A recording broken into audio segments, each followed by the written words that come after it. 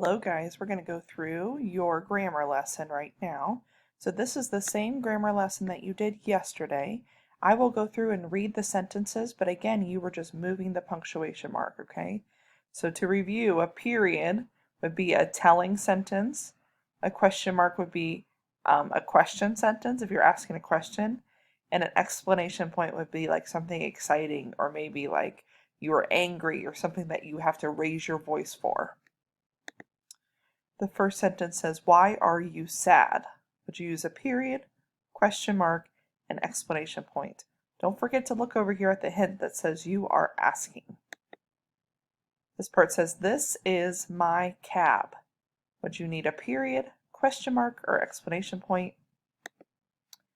The ham looks tasty. Would you need a period, question mark, or explanation point? I am so mad. Would you need a period, question mark, or explanation point? Where is the fan? Would you need a period, question mark, or explanation point?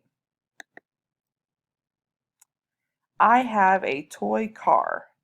A period, question mark, or explanation point. Okay, don't forget to drag those in that yellow box right there.